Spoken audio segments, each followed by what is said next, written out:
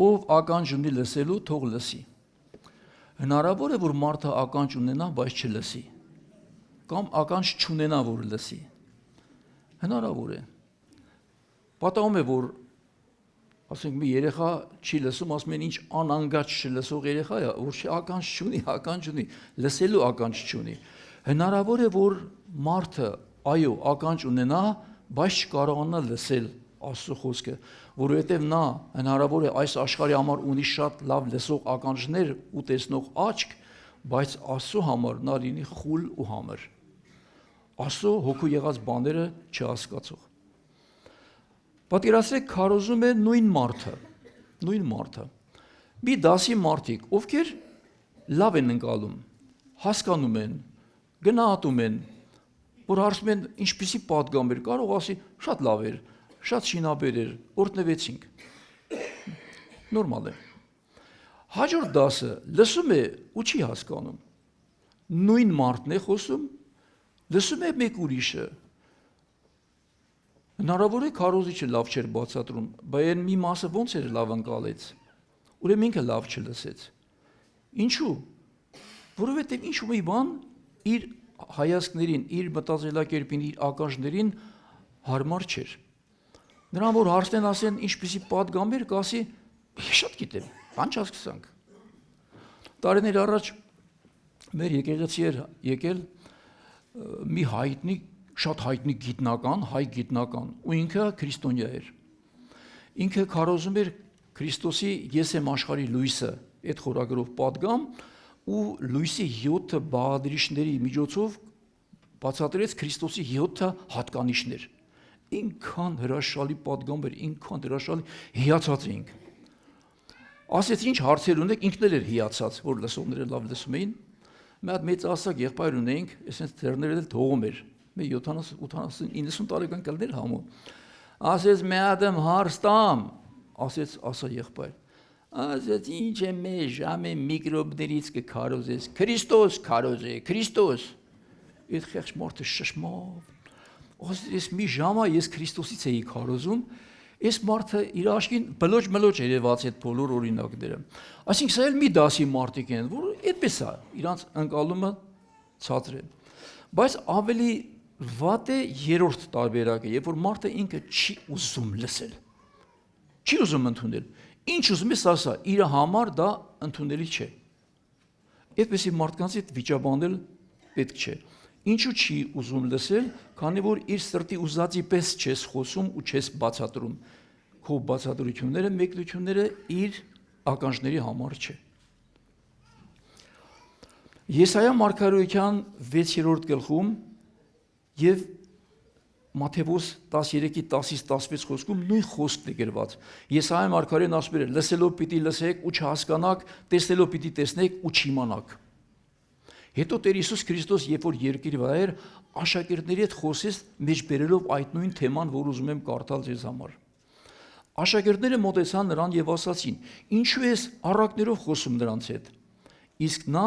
պատասխանեց եւ ասաց. քանի որ ձեզ տրված է իմանալ երկինքի արքայության խորհուրդները, իսկ նրանց տրված չէ։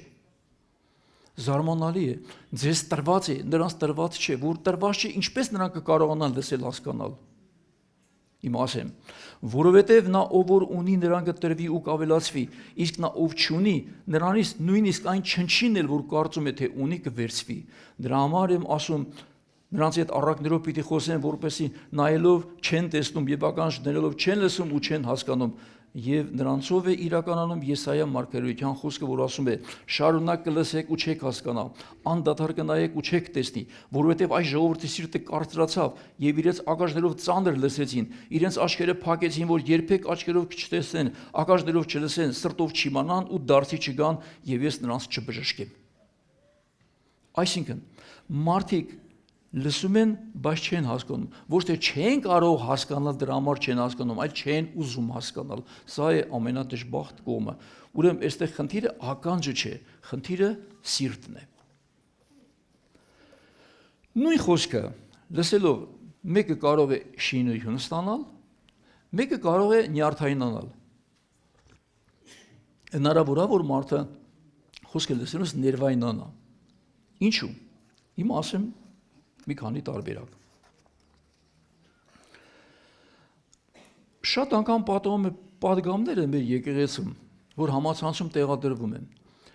Դերում են մարդիկ, ուրիշ եկեղեցիներից մարդիկ ասք չեմ էլ ճանաչում ենթադրենք, սկսում են կոմենտներ գրել, մեկնաբանություններ։ Ոմանք լավ են արտահայտում, ոմանք ասում են հեչ բանա, հեչ խոսք չէ, մի օր մեկը գրել էր, ինչ է երիկա զազրախոսություն անես։ Ինձ հետաքրքիր է մտքով սանցնում եմ դառնամ մտնեմ դրա կայք, էլի տեսնեմ ով է ինքը, կարող այնքան լավ բաներ ունի, որ մենք շատ աղքատ ենք իր ունեցածի համեմատ։ Մտնում տեսնում եմ ոչինչ չկա կայքում, լրիվ դատարկություն։ Մի հատ նյութ գոյություն չունի, դատարկ սև էջ։ Իր անունն էլ գրած չէ, որ կամ նկարել լինի, որ իմանամ գոնե կինա, տղամարդ է, այդպես ինչ որ տարբեր տարերով մի մանա հապավում է։ Ես ասում եմ, ախր քո ըսկիի չափ չկա այդ խոսքը։ Ինչու ես լսում, եթե քեզ հետաքրքիր չէ։ Մարդը լսում է մի ժամ պատգամը, որ մի հատ բիծ գտնի խոսքի մեջ ու կարճի դրա վրա։ Գիտեք ինչ էի մտածում։ Լավ, եթե լավը չի, ինչի ես լսում։ Բայց որ լսում ես, այստեղ մի հետաքրքիր բան կա։ Դու անտարբեր չես։ Դու շատ ես ուզում իմանալ տվյալ քարոզիչի կարծիքը ու համեմատում ես քո ունեցածի հետ ու տեսնում ես, որ չի համապատասխանում, ասում ես ներվայնանալ։ Ներվայնանալ ու բան գտնել, բիծ գտնել, որպեսզի քննադատես։ Նրանք այն մարդիկ են, ովքեր չեն ուզում փոխվել, նրանք այդ մարդիկ են, ովքեր կորստելու բան ունեն, որովհետև դու կպնում ես նրանց խոզերին, ինչպես Գերգեսացիների երկրում Հիսուսը որ խոզերի մեջ լսեց դևերին խեղդվեցին, ասեցին Հիսուսին մեր սամաներից հեռու գնա, դու մեր ունեցածը ջուրն ես լստում, որտեղ կպավ քո ունեցվածքին, երրորդը նրանք չեն ուզում տեսնել հոգևոր իրականությունը։ Իսկ Հիսուսի խոսքի վրա նյարդայնանում էին իսկի մարդիկ։ Այո, հո Հիսուսն էլ վատ քարոզիչ չէր, նա Աստծո որդին էր, իմաստության ակն ու ակունքը երկրի վրա մարդկային մարմնով կատարյալ, բայց տեսեք, փարիսեցիները նյարդայնանում էին, որովհետև իրենց կեղծ արդարությունը բացահայտվում էր։ Քահանայապետերը նյարդայնանում են, որովհետև իրենց դիրքներ վտանգվում, շատ մարդիկ նյարդայնանում էին, որովհետև խոսքը իրենց համար ծանր էր։ Ես կարդամ ավետարանից, որ համոզվեք, ես չեմ հնարում։ Երբ նա դուրս եկավ, դպիրներն ու փարիսեցիները սկսեցին սաստիկ թշնամանք ցուցաբերել եւ նրան բազում հարցումներ տալ։ Նրա դեմ որոգայթ էին լարում, փորձելով նրա բերանից մի խոսք որսալ ամբաստանելու համար։ Այսինքն դու կարող ես մի ժամ խոսել, դրական շատ բաներ ասել, մարդը մի բառ է գտնում, որպեսզի քեզ ամբաստանի։ Խոսողը մեղավոր չէր կամ թերի, լսողն էր թերի իր լսելիքի մեջ։ Հովհաննես 6:60-66 խոսքերը եւ նրա աշակերտներից շատերը երբ լսեցին, ասացին. «Խիստ է այս խոսքը, ով կարող է դա լսել»։ Դրանից հետո աշակերտներից շատերը հետ քաշվեցին ու այլևս Հիսուսի հետ չէին շրջում։ Սա էլ 72 աշակերտները, որոնք Հիսուսի խոսքը տարօրինակ եղավ ու հեռացան ասելով, «Էս ինչ խիստ խոսքեր է ասում»։ Երրորդը,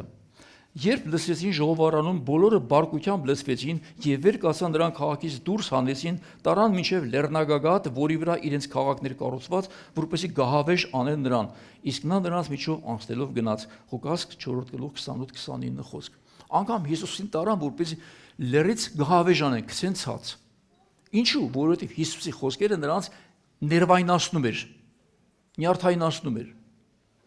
Այսինքն այստեղ խոսքը էական չէր, այլ լսող ականջը կամ սիրտը։ Նա ով ուզում է ճշմարտությունը լսել, լսում է, նա ով չի ուզում, նյարդայնանում է։ Հիմա ես որ խոսում եմ, դուք ներվայնանում եք, թե լավ եք զգում ձեզ։ Դա կախված է ոչ թե իմ խոսքից, այլ ինչպես է ազդում ձեր վրա այդ խոսքը։ Դա չի նշանակում, որ խոսքը սխալ է։ Հիսուսի խոսքերը բոլորովին սխալ չէին, բայց ոմանց նյարդայնացնող։ Ուրեմն դուք գնացել եք մեկի տուն հյուր։ Այդ տանտերը ձեզ հյուրասիրում է, սեղան են պատրաստել, լավ խորտիկներով, լավ սալատ աղցաններով, ինչով ասես, գեղեցիկ։ Մի բան էլ դրած է, քեզ դուր չի գալիս։ Ասենք կանաչ լոբի, մարդը կանաչ լոբի չի սիրում, տապակած լոբի, բայց համով բանա չէ կանաչ լոբի։ Էհա չէ սիրում էդի մի կեր, ուրիշ բան կեր։ Նա ամբողջ սեղանը փնովում է այդ մի լոբու համար։ Հասկանալի է։ Հնարավոր է մարդը, որ ուզում է բիծ փնտրել, եթե ձեր վրա մեկ ուզենա բիծ փնտրել, մի բիծ կգտնի։ Ես որ չլինի ասի այստեղ սև խալկը, դա մանդար խալը մարդնայում ներվայնանում է։ Եթե մարդ ուզում է ներվայնանալ, անդադ կներվայնանա։ Ուրեմն մի օր մարդուկին նստած հաց են ուտում, դե կինը հաց ուտելուց դե ճպճպացնում է, էլի կան չէ մարդիկ որ ճպճպացելով են ուտում։ Այս մարդը մի շերիփ տալիս է գլխին։ Ասում այ մարդ ինչ ես խփում գլխից։ Ասում ան ներվայնանում է, կարքինգեր մի ճպճպցրա։ Ամեն անգամ մի շերիփ տալիս է գլխին։ Մի օր այս կնիկը այնքան զգուշ է ուտում, որ մի հատ չի ճպցնում։ Մի հատ նորից մարդը շերիփով տալիս է գլխին։ Ասում է բան չի, մի ինձ չի խփեցի ինձ։ Ասում է որ հիշում է առած ոնց է ճպճպցնում, ներվերս խախտվում է։ Հիմա եթե մարդ ուզում է բիծ փնտրի, մեկը կգտնի։ Իսկ եթե ուզում ես լսել, դու կսկսես նաև հասկանալ խորհուրդը։ 72 աշակերտները վերադարձան ու ասացին Տեր, դևերը մեզ հնազանդվում են։ Անցած անգամ ես օրինակը ասացի, շփոթվեցի, ասացի 12 աշակերտներ։ Բայց բովանդակությունը սխալ չէ։ Թիվն էր սխալ ընդամենը, թեկուզ հետո ես կկարդամ կտեսնեք, որ 12-ին էլ էր այս նույնը ասում։ Դևերը մեզ հնազանդվում են, եւ Հիսուսն ասաց, որ մի ուրախացեք, որ դևերը հնազանդվում են ձեզ, այլ ուրախացեք, որ ձեր անունները գրված է կյանքի գրքի մեջ։ Հիմա նրանք դևեր էին հանում, չէ՞։ Միթե դևեր անելը սխալ էր, բոլորովին սխալ չէր։ Այս խոսքը վերաբերում էր եւ 12-ին, վերաբերում էր եւ մնացած բոլոր քրիստոնյաներին, վերաբերում էր աշխարհի բոլոր դարերի բոլոր քրիստոնյաներին, վերաբերում է նաեւ մեզ։ Դևեր ես անում, լավ ես անում։ Դերը չասած ավելի ուրախացի, որ քո անունները գրված է, այլ ասած մի ուրախացեք, որ ձեր անունները ձեր դևերը հնազանդվում են, այլ ուրախացեք, որ ձեր անունները գրված է կյանքի գրքի մեջ։ Այսինքն նա ավելի կարևոր է։ Ուրեմն դևեր հանելը սխալ բան չէ։ Բոլորովին չեմ ասում, որ Տերը ասաց, թե քանի որ դուք դևեր հանեցիք, դուք վերածնված չեք։ Ոչ, եթե դևեր կարող ես հանել, հան։ Դևեր հանելը սխալ չի, կարող է դու սխալ լինես։ Մարգարեություն անելը սխալ չէ, բայց կարող է քո մարգարեությունը սուտ մարգարեություն լինել։ Եվ երրորդը, լոկ ուրախանալ այսպիսի բաների վրա պետք չէ, որովհետև սա քեզ կարող է ոչ մի լավ օգուտ չբերել։ Երբ որ Տերը հանկարծ քեզ կասի, հեռու գնացեք, ես ձեզ չեմ ճանաչում, բոլոր անօրինություն գործողներ։ Այստեղ ոչ թե դևերն էին խնդիրը, մարգարեությունն էր խնդիրը, զորավոր գործերն էր խնդիրը, այլ որ դուք անօրինական կյանքով եք ապրում, այս բոլորը անելով հանդերձ։ Սրանք քեզ օգուտ չտվեցին։ Վարձքեր չտվեցին երկնքում, որովհետև դևեր հանելու համար դու վարձ չես ստանա։ Դա քո ոչ քո շնորհքն է, ոչ քո հունարն է, Սուրբ Հոգու զորությունն է, սա քո անելիքների հետ կապված չէ։ Ուրեմն ուրախ եղեք, որ ձեր անունները կյանքի գրքի մեջ գրված է։ Ում անունն է գրված կյանքի գրքի մեջ։ Այս համար ուրախ եղեք։ Ուրեմն քո անունով հրաշքներ գործեցինք, բայց Տերն ասաց, ես ձեզ չեմ ճանաչում, հեռու գնացեք ինձանից, դուք ամենքը որ անօրինություն էիք գործում։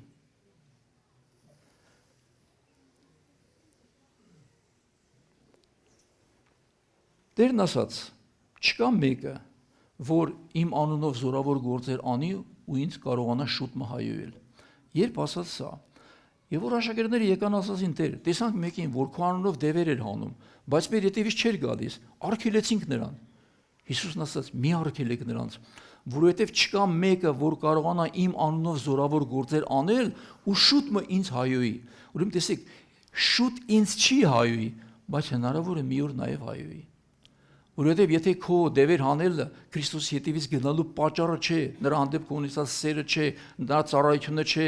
քեզ ունեցած տվյալ պարգևները չեն զորավոր գործեր գործելու, մի օր անգամ կարող ես դու այդպես անել։ Հուդան էր դևեր հանում, բայց ոչ միայն Քրիստոսին անարգեց, այլ նաև դավաճանեց մատնելով խաչի մահվան։ Հուդան դևեր չէր անում, Հուդան էր զույգ, որ ուղարկվեց, եկավ ասացին, Տեր, դևերը մեզ հնազանդվում են, բայց ինչ եղավ Հուդայի վերջը, բոլորը լավ գիտեք։ Պարգև պաշտոնները եկեղեցում, դրանք մեր ծառայության արտաքին դրսևորումները կարող է լինել։ 10 կույսերի մոտ էլ կար ինչ որ չափի այսպիսի դրսևորումներ։ Նրանց տարբերությունը չունեցած յուղի մեջ էր։ Եվ փաստը որ նրանցից 5-ը մնացին արտաքին խավարում։ Եվ նրանց բոլոր արտաքին դրսևորումները եկեղեցական ծառայությունների մեջ նրանց ոչ մի օգուտ չբերեց։ Տերը նրանց ասաց. ես ձեզ չեմ ճանաչում, դուրս եկեք։ Նրանք լուրջ չէին վերաբերվել, մատերի արանքով էին նայել ամեն ինչի, 5 հիմար կույսերը։ Նրանք ոչնչով չկարողացան նրանց օգնել իրենց ծառայակից մյուս 5 կույսերը, եւ որ ասացին ձեր յուղից մեզ տվեք, նրանք ասացին գուցե մեզ էլ չբավականացնի, գնացեք հավետ ծախողների մոտ։ Գնացին հավետ ծախողներին գտան, հավետ ծախողները չկային, նրանք եկեղեցում էին, եկեղեցու հետ միասին վերցվել էին։ Գիտեք, նրանք լիք ամաններով վերադարձան Քրիստոսի մոտ, չէ, դատարկ ամաններով հետ եկան, սկսեցին աղերսել, աղաչել, լացել, խնդրել, դուռը բախել, արդեն դուռը փակված էր։ Տեր, բաց արա։ Տերն ասաց. ես ձեզ չեմ ճանաչում։ Դուռը փակ էր։ Եվ գիտեք, որ այդ դուռը Հիսուս Քրիստոսն ինքն էր։ Այն ժամանակ, երբ դուք ընտրել էիք լայն դուռը, արամարում էիք նեղը։ Մի օր այդ նեղ դուռն էլ փակվեց հավիտյան ու դուք մնացիք արտաքին խավարում։ Սա փաստ է։ Եվ ամենադաժան խոսքն է, որ Տերն ասաց. ես ձեզ չեմ ճանաչում։ Այս խոսքից անմիջապես հետո ինչու Տերը չէր ճանաչել նրանց։ Ես որ կարդացի Մատթեոս ավետարանի այդ հատվածը, որ Տերն ասաց ես ձեզ չէի ճանաչում, անմիջապես 24 խոսքից կարդամ ինչու Տերը այդպես ասաց նրանց, որ ես ձեզ չէի ճանաչում։ Այնտեղ դևերի մասին, մարգարեությունների մասին, զորավոր գործերի մասին, որ հիշատակեց, սա դեռ ամենակարևորը չէր, կարևորը այստեղ է։ Կարդամ. արդ ամեն ոք ով լսում է իմ այս խոսքերն ու դրանք կատարում, կնմանեցնեմ մի իմաստուն մարդու, որ իր տունը կառուցեց ժայռի վրա։ Ովքեր լսում են իմ խոսքը եւ կատարում, նման են իմաստուն մարդու, իրենց տունը ինչի վրա սարքեցին, ժայռի վրա։ Անձրևը եկավ, գետերը հորդեցին, քամիները փչեցին, զարկեցին այդ տանը, բայց այդ տունը չկործանվեց, որովհետեւ ժայռի վրա էր հաստատված։ Իսկ ամեն ոք, ով լսում է իմ խոսքերն ու դրանք չի կատարում, կնմանվի մի անխելք մարդու, որ իր տունը կառուցեց ավազի վրա։ Անձրևը եկավ, գետերը հորդեցին, քամիները փչեցին, զարկեցին տանը եւ այդ տունը կործանվեց եւ նրա կործանումը մեծ եղավ։ Մի ուրիշ թարգմանության մեջ գրած է շատ մեծ եղավ։ Ինչու՞։ Այստեղ դևեր անելը ոչ մի օգուտ չտվեց, որովհետև տունը դες սխալ կառուցել, սխալ հիմքի վրա ես կառուցել, ավազի վրա ես կառուցել, իսկ այստեղ Տերն ասում էր. դու պահեցիր իմ համբերության խոսքը Հայտնություն 3:10, ես էլ քեզ պիտի պահեմ քո փորձության ժամին, որ պիտի գա աշխարհի վրա եղած բոլոր արարածները փորձելու։ Այստեղ չի ասում, որ դևեր անեցին, մարգարեացան, դու պահեցիր իմ համբերության խոսքը, ես էլ քեզ պիտի պահեմ քո փորձության ժամին։ Որքան կարևոր է Քրիստոսի համբերության խոսքը պահելը։ Արա, դևերել ան, եթե դա իսկապես կարող ես անել։ Հետո ես կպատմեմ իմ մասին նորից մի դեպք, որը քննադատության շատ արժանացա, բայց միևնույն է,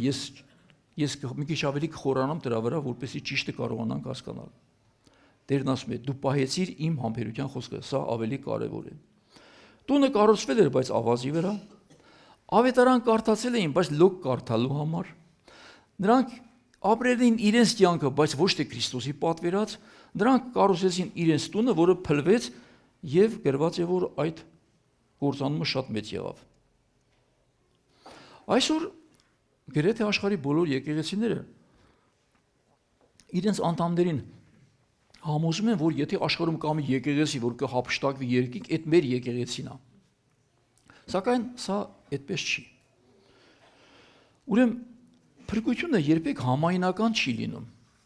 Եթե դու գտնվում ես անգամ աշխարհի ամենալավ եկեղեցում, դա բոլորովին երաշխիք չէ, որ դու անպայման փրկություն կունենաս։ Փրկությունը անհատական է եւ ոչ թե կոլեկտիվ։ Կոլեկտիվ դժոխք կգնան, բայց ոչ երկինք։ Երկինք գնալու մեր երաշխիքը մեր անհատական հաղորդակցություն եւ փոխհարաբերությունն է Աստծո հետ։ Սա շատ կարեւոր է։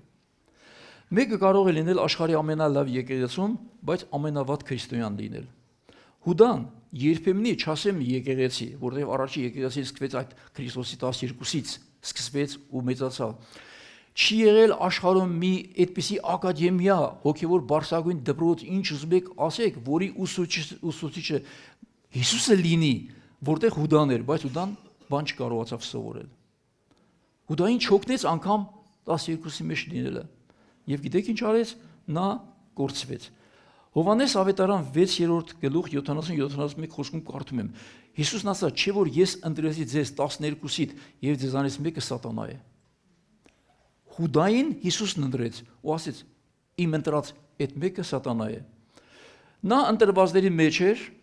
նա իշխանություն ուներ, ծառայություն ուներ, բայց ներսում այլ բան կար։ Հուդային ներսում կար խավար, ներսում կար գողություն, ներսում կար դավաճանություն։ Այսինքն նրա մնացած արտաքին դրսևորումները ոչ մի կաթիլ օգուտ չտվեցին նրան, եւ դերն ասած կորցվեց նա, ով պիտի կորցվեր։ Եվ իր աղոթքի մեջ Տեր Հիսուսը ասում էր հայր, այն ամենը, որ ինձ տվեցի, նրանցից ոչ ոք չկորցվեց, բացի Կորուսյան որդուց, Կորուսյան որդին հենց ինքը Հուդան էր։ Ուրեմն հնարավոր է, որ դու լինես 12-ի մեջ, բայց 12-ի հետ չլինես։ Մեկը կարող է ուրեմն այսօրվա շատ եկեղեցիներ ունեն մի շարք փուչ դավանաբանություններ։ Սովորեցնում համոզում են, որ եթե ուժեղ ճչաս, կորած, իմ նա, ես լավ եմ, ես ուրախ եմ, ես երջանիկ եմ, ես հաղթող եմ, դրանով դուք դառնաս հաղթական, բայց դա կարող է բոլորովին այդպես չլինել։ Ուրեմն Հիսուսի հափշտակող եկեղեցին, ասեն, որն է լինելու։ Մեր եկեղեցին է լինելու, չէ՞, մեր գաշատի ինձ։ Ասում եք չէ։ Աշխարհի բոլոր դարերի, բոլոր եկեղեցիների իսկական վերածնված իմաստուն կույսերի ծաղկաքաղն է, որը պետք է հափշտակվի եւ միանա Քրիստոսին։ Ուրեմն կարող ես լինել աշխարհի ամենալավ եկեղեցում, հանկարծ մնալ երկրի վրա։ Կարող ես լինել վատ եկեղեցում, բայց հափշտակվես, որովհետեւ այստեղ եկեղեցու խնդիրը չէ, քո անձնական խնդիրն է։ Որովհետեւ մենք մեռելներից էլ անգամ առաջ պիտի չանցնենք։ Պողոս Արաքյանն ասում էր, երբ որ հրեշտակապետի փողի ձայնը հենց չի, Քրիստոսով մեռածները առաջ հարություն պիտի առնեն, եւ մենք որ ողջ մնացած ենք դրանց հետ մեկտեղ պիտի փոխվենք օթերի մեջ, պիտի միանանք Քրիստոսին, այսպես մխիթարեք միմյանց այս խոսքերով։ Այս է հափշտակությունը իրական, որ պետք է տեղի ունենա։ Դրա համար մենք ավելի շատ կենտրոնանանք մեր անձի վրա, ոչ թե մեր եկեղեցական այդ դրվածքների կամ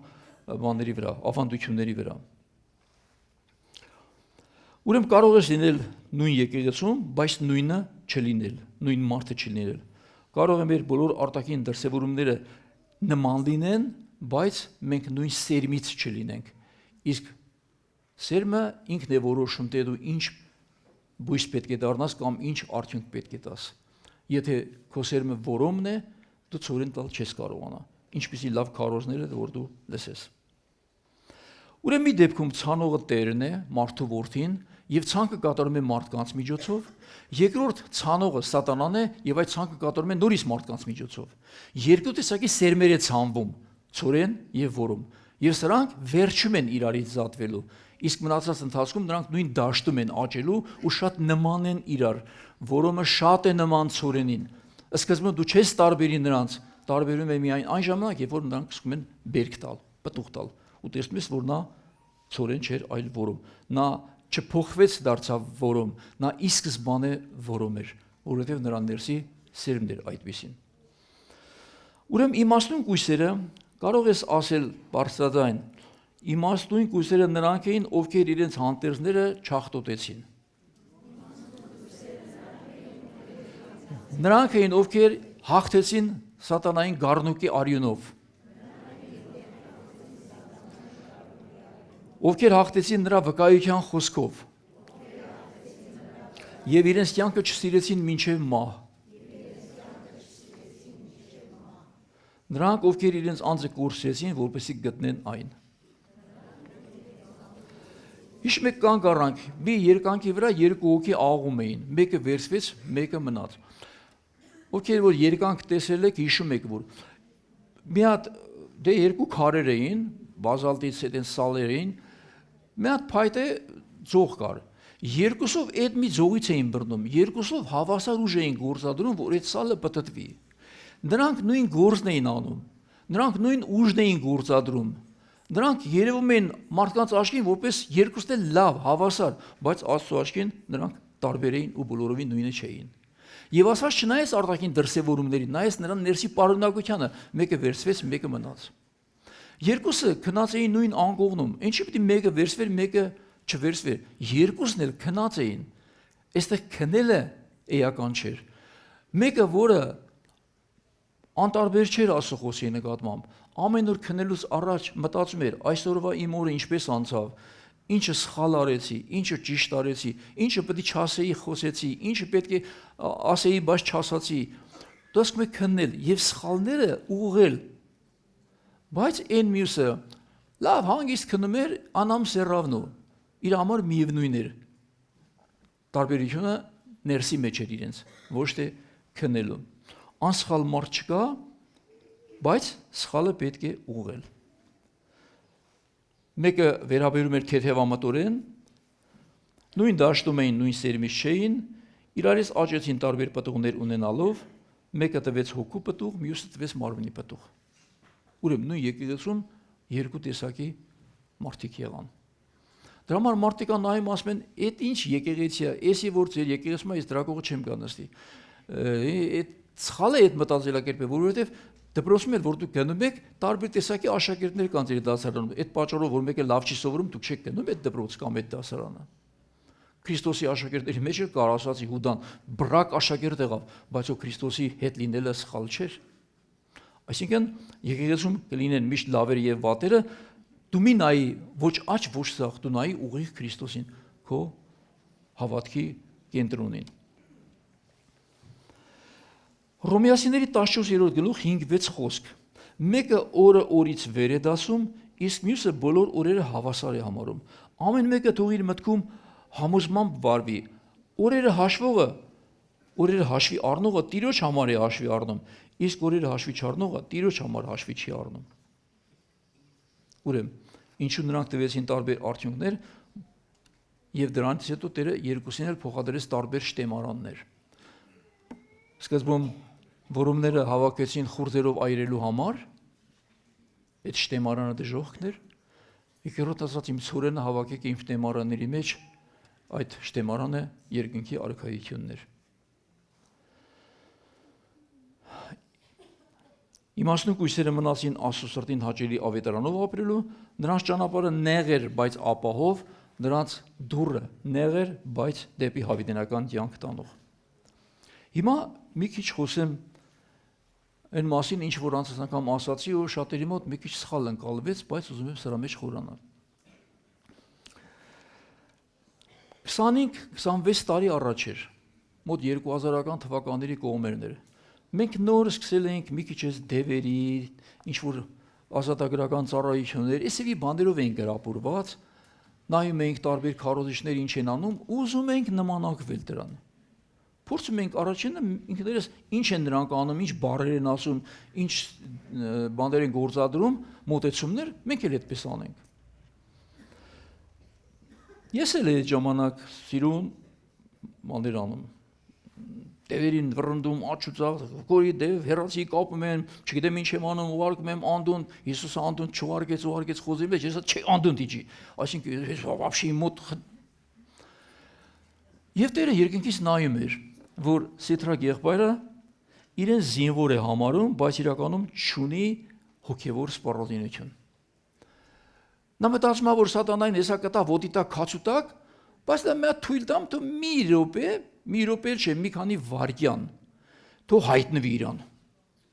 Ու դու հանդե։ Ես ասում եմ, աչքերով չեմ տեսել, բայց այդ ծանրությունը իրենց իջավ իմ վրա, ես զգացի, որ ինչ-որ մի բան եկավ, ոնց որ ինձ ասել, դե եկա, ասածդ, դե հան։ Այդ ժամանակ մի անգամից կապտած փախատուն։ Ես հասկացա, որ սա լուրջ բան է։ Ես ուր եմ մտել, ես ինչ դաշտ եմ մտել, ինչու չի ստացվում։ Ոմանք ասում են, մեր մոտ ստացվում է, իմ մոտ ինչու դա չի ստացվում։ Եվ սկսի կասկածել, որ իրանց մոտ էլ չի ստացվում, ու իրենց թվում է, թե դա ստացվում է։ Ես կռում էի սատանայի հետ եւ խաղում էի ինչպես զինվոր, բայց ոչ թե իրական զինվոր։ Հիմա մի հատ նկար ցույց կտա, դուք տեսեք այդ նկարին։ Նկարը միացրա։ Ես մարդը ես եմ։ Եվ իմ նման ոմանք։ Հիմա տեսեք, էշի վրա նստած, իր հաղթական դրոշը իր ձեռքին, ինչ անում, ծառայություններ անում։ Ես որ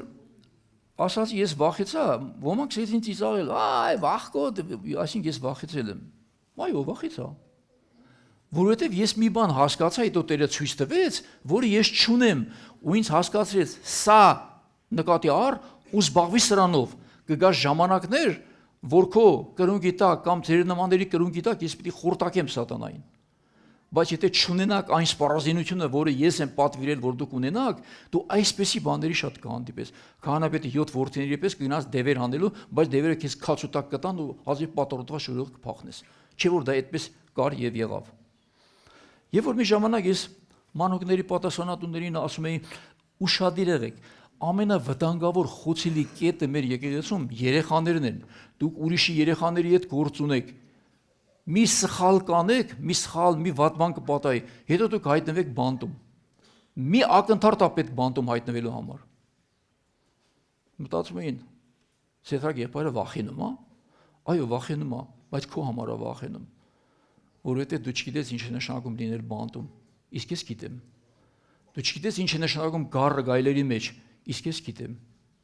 Ես չեմ ուզում, որ դու հայտնվես այնտեղ, որի համար դու ուշադիր եղի։ Բայց մարդիկ իրենց շատ համարձակ էին համարում, թող համարեն։ Ոմանք ուզում են մտածեն, որ իրանք գագաթնակետին են ասեք, գնացեք, ես խնդիր չունեմ։ Հետո դուք ինքներդ կսկսեք վերադառնալ իմ այս տվյալ կետին, որի մասին ես խոսում եմ։ Մի օր բոլորս անցնելու ենք մահվան շուքի ձորով։ Գիտեք, որ պետք է անցնենք։ Ոմանք անցնելու են մենակ, եւ դա ամենամեծ ողբերգությունն է լինելու։ Ոմանք Քրիստոսի հետ միասին, նրանք նույնիսկ մահվան շուքի ձորով անցնելուց չեն վախենա մահվանից։ Սաղմոս 23:4-ում ասում է, թեկուզ մահվան շուքի ձորի միջով էլ գնամ, չեմ վախենա չարից, որովհետև դու ինձ հետ ես։ Մահը անխուսափելի է, բայց առանց Քրիստոսի սարսափելի է։ Մեկը մեռնելը կմեռնենք բոլորս, ուզում ես ուզի, ուզում ես մի ուզի, ուզում ես վախեցի, ուզում ես մի վախեցի։ Մահը որ եկավ չի հարցնի, ոչ մեծ, ոչ փոքր, ոչ ժամ քեզ կա վերցնի ու կտանի, բայց ում հետ ես դու, սա է շատ կարևոր։ Մահվանից մի վախեցեք, ինչ կա մահվանից այն կողմ, դրանից վախեցեք։ Մի Աստծո մարդ ասում էր, նրանք ովքեր որ ասում են, թե Քրիստոսի խաչը թեթև է, դա նրանից է, որ նրանք երբեք չեն եղել այնտեղ, իսկ ես այնտեղ եղել եմ ու գիտեմ, որ այնտեղ ես միայնակ եմ գնալու։ Կամ բաներ, որ քո հետ միայն Աստված պետք է լինի, որ դու հաղթես, կամ բաներ, ասես կոլեկտիվ, ուզում եք գնաք ու տակ, ոտի տակ ու չի ստացվի։ Այդ ժամանակներում եկա տուն երեկոյան էր, նստա ասի հաց ուտեմ, մեկ էլ Արմեն եղբայրն եկավ, մեր Արմեն եղբայրը, ասեց, սետ հելի ժիվոյ դև եմ բռնի, էդ հանք հանենք, Արմեն ժիվոյ դևը ոնց եք բռնի, դե ասի էդ համ, ասում հավաքվել են, եղբայրներով քույրերով քեզի են սպասում, դե ասի որ ժողովուրդն են դեղա, ես էլ հովիվն եմ, էդ համ ինչ անեմ, գնաց իմ մեջ տրամադրվում եմ, էդ համ ինչ պիտի ասեմ, ոնց անեմ, դևին ոնց անեմ, գնաց մի հատ մարդ էր, խելոք նստած էր, եկա մի անգամից ասի տեղում բատ սրա հարցերել ուզեմ, ասի անունդ ինչ է, անունը չեմ հիշում ինչ ասեց, Հովսեփ, ասեց Հովսեփ, ասի քանի հոգի եք, ես եմ մամին աղբերն, Սուսանքուրն, ասի դե հիմա Տեր Հիսուսի անունով հրամայում եմ քեզ դուրս արի այստեղից, Սուս խեշտի լավ ասեց, պլաշը ստվեք էթամ, այ հետո ես ասի, ես ես մարդուն ինչ-որ հոգևոր բաներ եմ ասում հրամայում, ես մարդը իր ավերս, մաս մեսով էր, գնացին բերեց իրանց ովին, եկավ ասեց, անուն տասը ասի, դժգո էր, ասեց, քանի հոգի եք, ասի, դու չես տենում քանի հոգի ենք, ասեց, հել գնաց տեղից, թե ասեց, շորերս տվեք էթամ, ես ուրիշ տեղեր պատմի, ծիծաղից ենք, դու մի նստարանից ասած, ասի, դու հիմա ծիծաղում եք, դուք ծիծաղեք, որովհետև դուք լա չեք հայտնվել այդ պարագայում, երբ որ դու աղքատությունը կզգաս, նոր կհասկանաս ինչ է նշանակում Քրիստոսի տված հարստությունը իրական։ Հետո այդպես դու շոուներ կկազմակերպեք, ինչ-որ տրյուկներ կանեք, կհանեք, չեք անեք, էլի չի մալի ամեն անգամ դև կանեք, կազատագրեք, պարկսնեք, կանեք, ու չեք էլ հասկանա ինչ եղավ, չեղավ, նույն մատ 150 անգամ գալիս է ամեն անգամ ազատագրվելու։ Դու չեք հասկանում, որ նա չի ազատագրվել։ Ազատագրությունը այդպես չի լինում։ Տերն ասաց, եթե դուք իմ խոսքին հավատարիմ մնաք, դառնաք իմ ճշմարիտ աշակերտները, դուք կճանաչեք ճշմարտությունը եւ ճշմարտությունը ձեզ ազատ կդարձնի։ Դուք կճանաչեք ճշմարտությունը եւ այդ ճշմարտությունը Հիսուս Քրիստոսն է եւ Հիսուս Քրիստոսը ինքը ձեզ ազատ պիտի դարձնի։ Եվ Տերն ասաց, եթե մարդու որդին ձեզ ազատ դարձնի, դուք իսկապես ազատ կլինեք։ Սա ամենակարևոր բանն էր։ Փաստորեն Ինչ պետք էր մի բան, որ Տերը հասկացրեց, սա էր հոգևոր սպառազինություն։ Մի հատ այն մյուս նկարը դիր։ Սա այն սպառազինությունն է, որը պետք է ունենա Քրիստոսի յուրաքանչյուր զինվոր։ Փրկության սաղավարտ, արդարության զրահ, ճշմարտության գոտի, խաղաղության ավետարանի պատրաստ կոշիկներ եւ հավատքի վահան ու հոգու սուրը, որ է Աստծո խոսքը։ Դու որ սրանք չունես, անցած անգամ ասեցի, դատարկ ջեբով ուր ես գնում, Փանոս ջան։ Սա էր կարևորը։ Ուրեմն այն ժամանակ ինձ Տերը ցույց էր տալիս, որն է իսկական հաղթանակը, որ մենք պետք է ունենանք։ Կորինթացիների, առաջի Կորինթացի 13-11-ում այդ նկարը թող մնա չանես։ Երբ երեխայի պես էի խոսում, երեխայի պես էի մտածում, երեխայի պես էի դատում, իսկ երբ տղամարդ դարձա, երեխայական բաները թողեցի։ Մենք բոլորս այդպես չենք եղել։ Փոքր ժամանակ մենք ինչ ասես չենք խաղացել, չէ՞, տապկնոցի, կլաս, մլաս, կրակոցի, թակա փետից բաներ, մենք ուզում ենք որ զինվորը խապին գնգավ։ Բայց երեխական բաներ էր։ Որ մի գակ մի օր տենակ սեդրա գեղբարը փետից պիստոլե նարը քխխանդելով իրան փողոցի մարդկաց մանա գալիս, կասեք, այս մարդու հետ մի բան է ինչ։ Այսինքն, երբ որ մենք մեծանում ենք, արդեն մեզ հարիր չէ մանկական բաներով զբաղվել։ Իսկ կան ծառայություններ, որ ասեմ, սրանք մանկական բաներ են, որտեղ ավելի մեծ բաների դերևս հասուն չենք։ Ես էլ մի ժամանակ երեխայի պես էի, խոսում էի, մտածում էի, գործում էի ինչպես երեխա, բայց մի օր հասկացա, որ պետք է այս բոլոր բաները մեկ կողմ թողնել։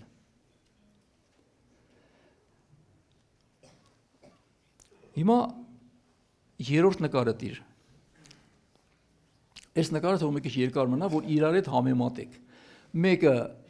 այս հենցա գնում պատերազմի, էշի վրա նստած, մեկը գնում է սպառազինված։ Ըստ ձեզ, այս երկու զինվորներից ով կհաղթի։ Երկրորդը։ Այս նկարը թող մնա չանես մինչև ասեմ։ Ես հասկացա, որ սատանային աղմուկով չեն հաղթում։ Բղավելուց նա չի վախենա։ Ընդհակառակը ինքը ավելի լավ ազգում իրեն։ Դերասանություն պետք չէ, պետք է սպառազինություն։ Հասկացա, որ պետք է Աստծուն հնազանդվել եւ մոտենալ Աստծուն, հետո նոր միայն հակառակվել սատանային տունակը փախչի։ Հակոբոս 4-րդ գլուխ 7-10 խոսքերում ասում է.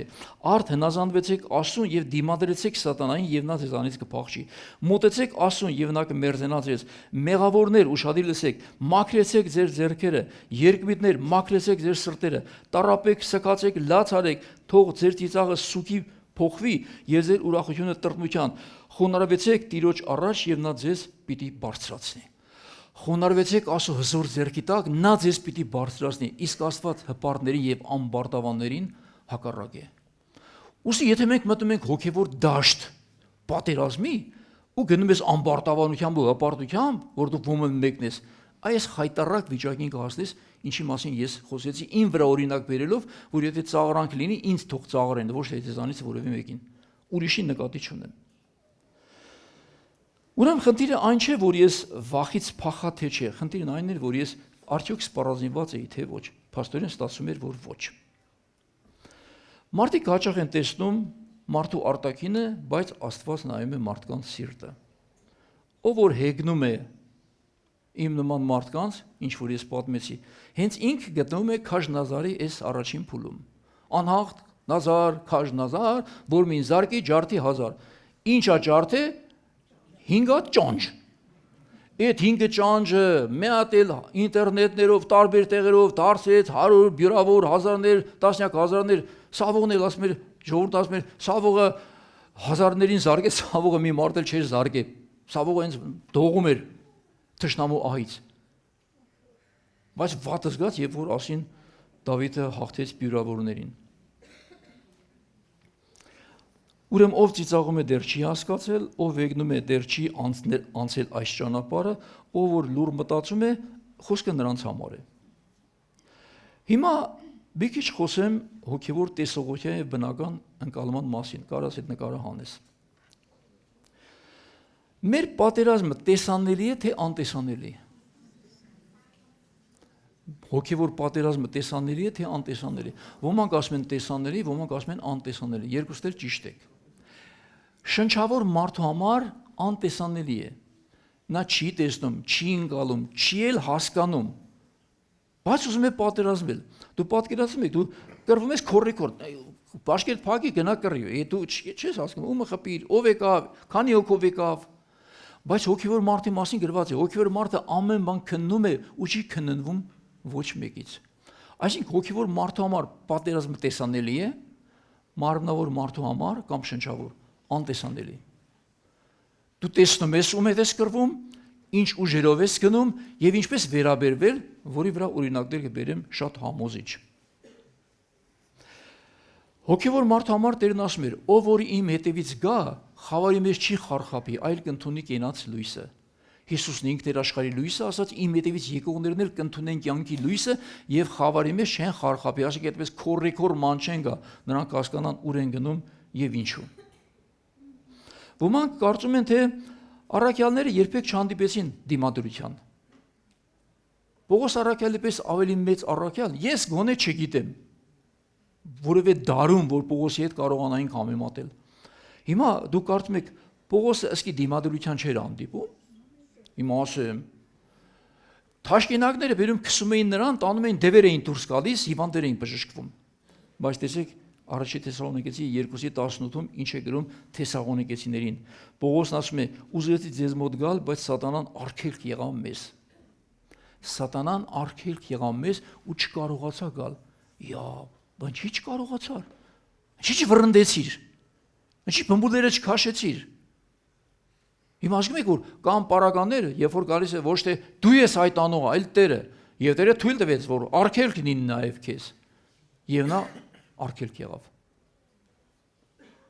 Կարելի է Պողոսին նսեմացնել սրա համար, որ նա անկեղծ գրեց, որ չկարողացանք անցնել։ Իհարկե, սխալ կլինի։ Պողոս առաքյալը Գործք 16-18-ում տեսեք, կարդամ այս մասը։ Մի աղջիկ կար, որի մեջ գուշակության ոգի կար։ Եվ նա օրեր շարունակ ասում էր, սրանք բարձրյալ Աստծո ծառաներն են, որ ձեզ փրկության ճամփաներն են սովորեցնում։ Շատ օրեր այսպես էր անում, բայց Պողոս առաքյալը այդ ոգուն առաջի օրը դուրս չանեց։ Ինչու՞։ Առաջի օրը կարող էր վռնդել, հարցուկ չար ոգի էր, որ նայեք արտաքինին վատ բան չէր ասում, գովազդ էր անում, բայց ներվայնացնում էր Պողոսին։ Ու Պողոսը չարեց, օրեր շարունակ գրված էր, որ այսպես էր վարվում։ Ու մի օր Պողոսը հրամայեց ու ասեց դուրս արի, եւ դևը դուրս եկավ։ Ինչու՞։ Որովհետեւ Պողոսը նայում էր Սուրբ Հոգու առաջնորդությանը, երբ չկա առաջնորդություն, մի վազի դևեր հանելու, սպասի Տիրոջը, եւ որ Տերը կասի, արշակիր քո հրամայական խոսքը, ու նա պիտի հնազանդվի։ Այստեղ խնդիրը առաջ ընկնել, շոու կազմակերպել, մարդկանց մոտ ինչ-որ մեկը ձևանալ չէ։ Խնդիրը ես ունեմ այս պահին դա, թե չունեմ։ Հնարավոր է դու ունենաս մարգարեության պարգև, բայց ամեն անգամ չէ որ դու կարող ես մարգարեանալ ըստ քո սրտի ուզածի։ Դա պետք է Տիրոջից տրվի այդ պահին խոսել կամ չխոսել։ Եթե Տերը չի խոսում, լռիր։ Եթե Տերը խոսում է, անմիջապես անապահ անցի գործի։ Եթե Տերն է խոսում։ Երկրորդ տեղը կարդամ։ Երկրորդ Կորինթացի 12:7-9։ Պողոս առաքյալը գրում է.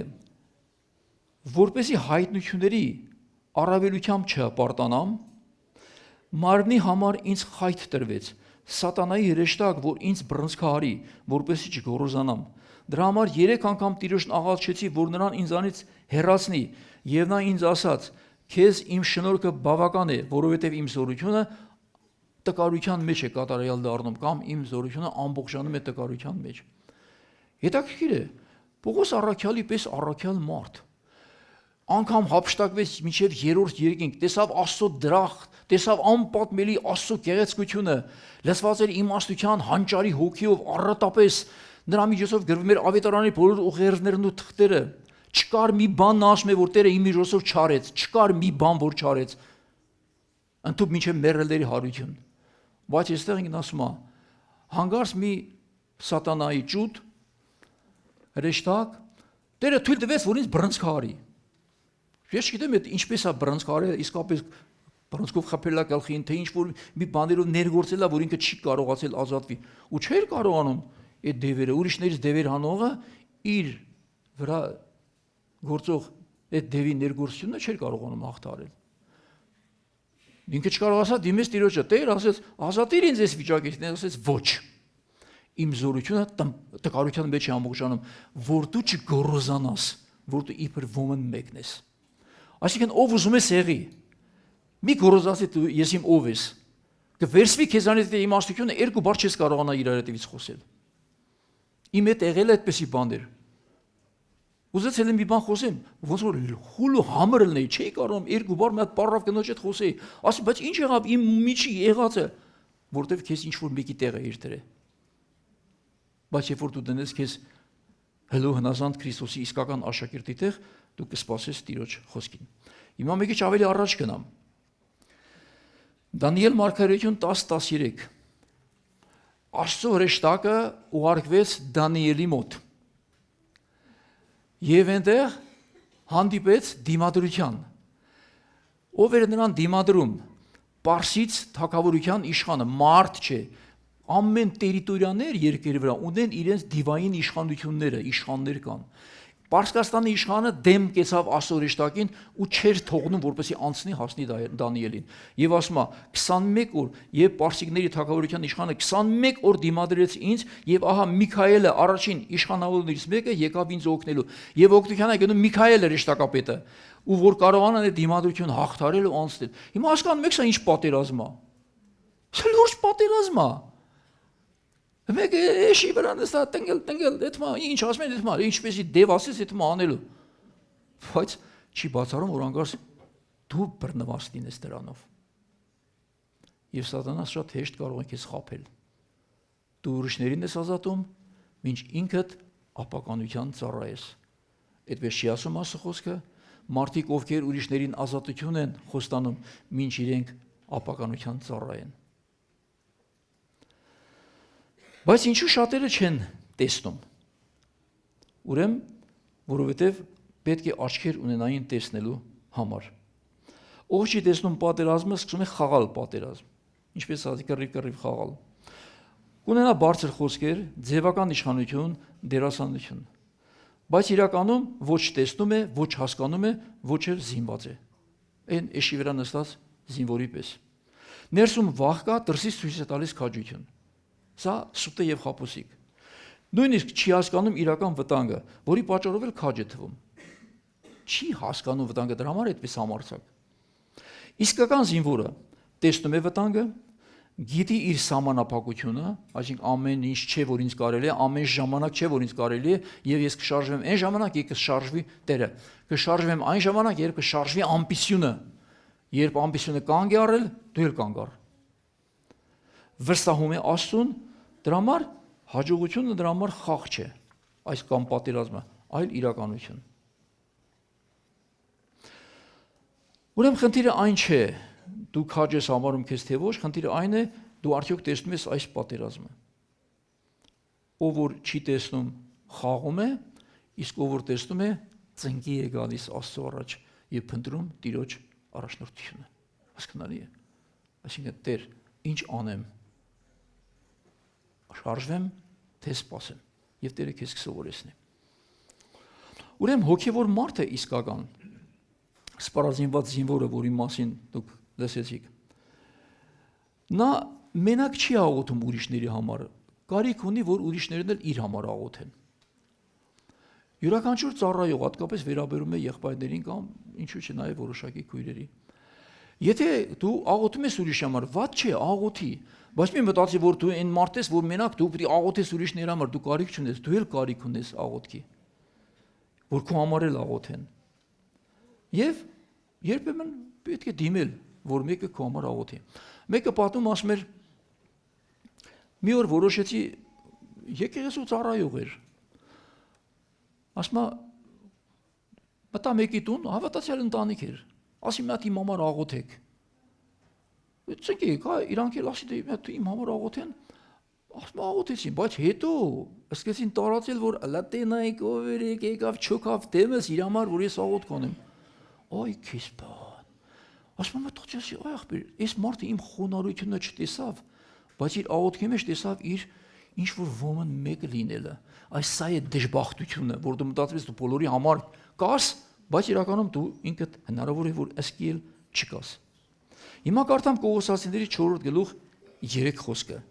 Ինչ էր ասում առաքյալը։ Միաժամանակ աղոթեք նաև մեզ համար, որ Աստված մեզ համար բացի խոսքի դուռը Քրիստոսի խորհուրդը խոսելու կամ հայտնելու համար։ Լսված էր իմաստության առատությամբ Սուրբ Հոգուս առնում էր հայտնություններ ավետարանի խոսքերը գրելու դարերի հազարամյակների համար, բայց եկեղեցուն ասում էր իմ համար աղոթք արեք, որպեսզի Աստված ինձ խոսքի դուռը բացի, Աստծո խոսքի խորհուրդները ձեզ հայտնելու։ Սրա մեջ դուք տեսաք մեծություն թե նվաստություն։ Մեծություն, բայց ոմանք կարող են համարել նվաստ։ Եփեսացիների 6-րդ գլուխ 19 խոսք։ Ինձ համար, որ ինձ դրվի բերանս բացեմ համարձակությամբ խոսքը հայտնի դարձնելու։ Էլի նույն մակարդակի խոսքը ուրիշ տեղ գրված։ Ուրեմն Սուրբ Հոգուտ լցված համարձակություն առան առաքյալները որովհետև գնալու կամ Սուրբ Հոգու արգելքով չգնալու։ Ավետարան քարոզելը կարելի է ամենտեղ, թե դրա մեջ պետք է մտածված շարժվել։ Ես կարծում եմ մտածված։ Աշակերտների հետ ինչ տեղի ունեցավ։ Գործք առաքելոց 16-րդ գլուխ 6-7 խոսք։ Ասելով Փրուգիայի եւ Գաղատիայի կողմերով արգելվեցին Սուրբ Հոգուց խոսքը քարոզելու Ասիայում։ Եվ երբ հասան Մյուսիա, փորձեցին գնալ Բիֆթանիա, բայց Հոգին թույլ չտվեց նրանց։ Ուզում են գնալ Ասիա քարոզելու, Սուրբ Հոգին ասաց ստոպ։ Ոչ։ Հետո ցույց տվեց երազով, որ Մակեդոնիա եկեք։ Ինչու Ասիային ավետարան պետք չէր քարոզելու, երբ որ Տերն է ասում ոչ, ուրեմն հետ դարձ։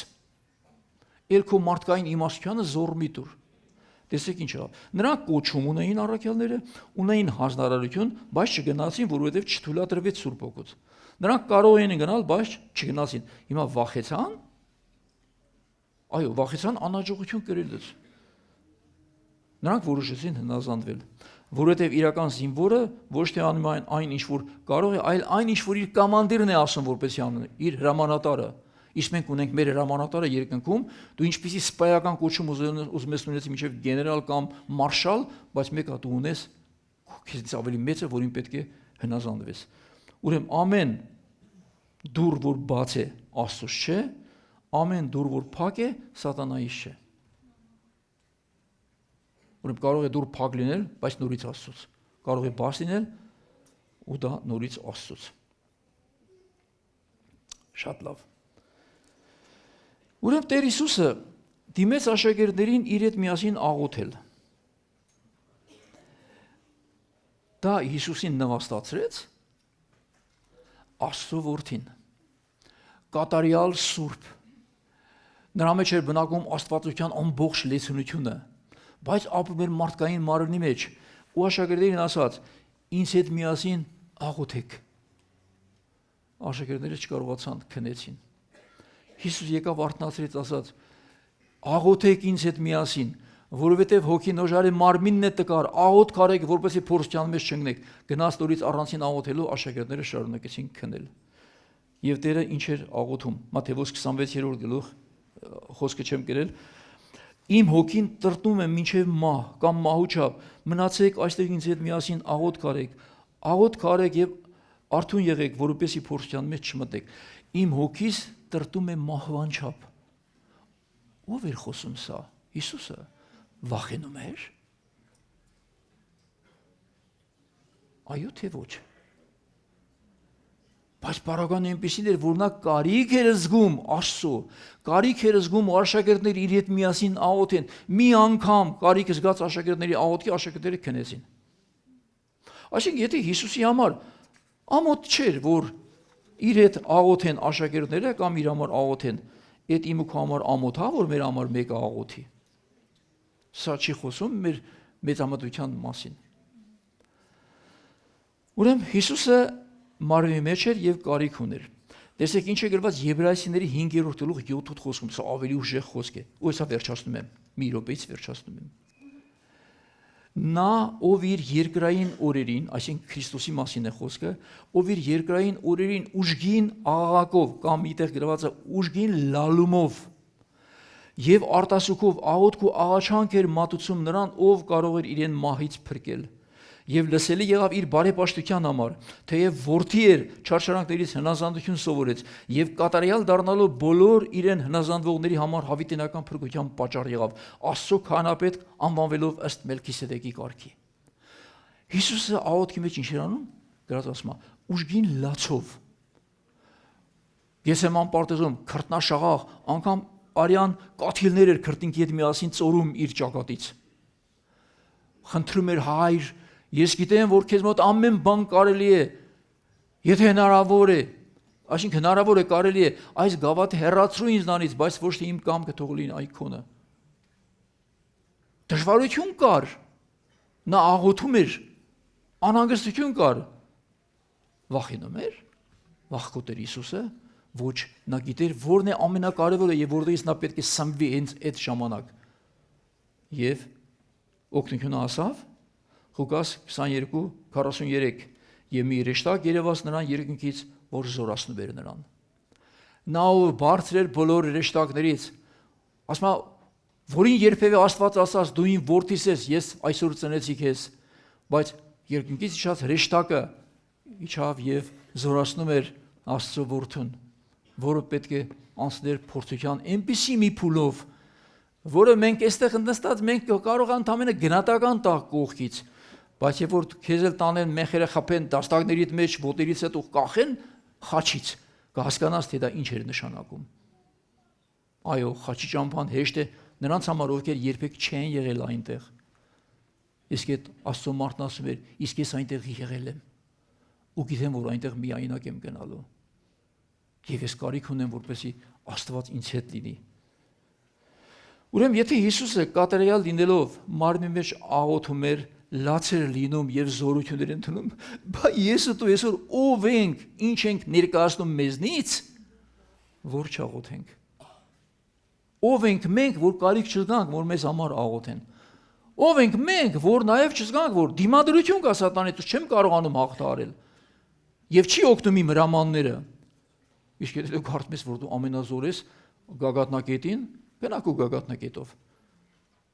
Մեկներ կար այդպես գագաթնակետներ էր զգում իրեն, եւ որ Աստված երկնքի արքայությունից ցած շպրտեց։ Եվ ասեց հողին հավասար եղար եւ ոչնչացար հավիտյան։ Դա արուսյակներ։ Ուրեմն այս մի խոսքն էլ կրկնենք ու ավարտենք։